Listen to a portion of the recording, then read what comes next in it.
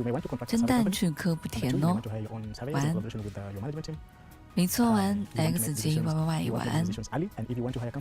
甘总家的林轩晚安，没错，学姐家的晚安。还好晚安，古德拉可晚安。南方绕指柔晚安，管他东南西北风晚安。皮蛋 solo 周晚安，啷个嫩个难玩，嘿嘿小傻瓜晚安。小贺晚安。因为我只能看到前面200个人的名字，那我没有读到名字的朋友们，晚安。辛苦小鱼，辛苦子子，辛苦倩倩，辛苦辛苦海龟，辛苦啦，辛苦大家的点赞，辛苦。那今天我们就到这边了，明天见。谢谢小李子要快乐的荧光棒，谢谢。你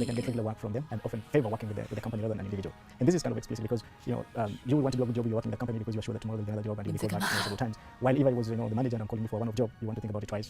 这个看小兔子的意思，好久不见。they can get regular work from them and often favor working with the company rather than an individual. And this is kind of explicit because you will want to do a good job if you're working with the company because you're sure that tomorrow there'll be another job and you'll be called back multiple times. While if I was the manager and I'm calling you for one-off job, you want to think about it twice. There's no tomorrow, there's no future, there's no such thing, there's no before. The second advantage working with a company is they have human resources. Think about paying surveyors, dealing with problems with the team, firing effective surveyors. All these things take time for an individual, but for a company over time or a firm, they develop systems to take care of this. It's easy to underestimate how valuable it is not to have or how to take care of such small issues. Most attention on it, but it's never safe to pay a large number of surveyors in the field. Often they don't have bank accounts, so you must make cash deliveries to pay them in the field. It is tricky for you to do this yourself, and there is a large incentive for team leaders or field managers to embezzle some of these funds. It doesn't matter how good they are or how excellent they are, there's always a temptation to divert some of the funds to do some other things. There have been numerous examples of lost or stolen money, also when cash is carried around in the field. Farms also have another big advantage of actually just understanding and having a better knowledge, local knowledge. You think about languages spoken in the localities, how best to get to places, where to find accommodation. If the company has a good knowledge of the area, it is really useful to work with them. Because they know which transportation systems make are most easy and efficient and more cheap. They know where to get accommodation for the people that you plan to work with. And they can get around and get a lot of approvals and get the community buy-in quickly and more faster than you would do as an individual. Working with a company as well, gives you, it's much more easier for you to have very predictable costs. Once you agree on a price, most of the time, firms try to stick to that price. Unless, of course, you change your design or your partner changes plans. So your costs are more predictable upfront when working with a company as opposed to when you do it yourself. And there are several reasons. When you hire your own surveyors, costs can be more difficult to predict as they easily escalate, and you have to cover for it. In addition, when you hire your own surveyors, you may have to pay them more than a survey company would pay them, simply for the reason that you are a one-off type of contract, while a company gives them the surety and sustainability that they'll have a job more than once. Having talked about the nice reasons why companies will be the best fit for you to work with in certain cases, I would also wish to talk about the other side of it, which are the challenges that you may face as a manager trying to contract a firm to do data collection for you. Now, one of the things that is always fast and creeps up our lists most of the time is you want to think about quality. Survey companies tend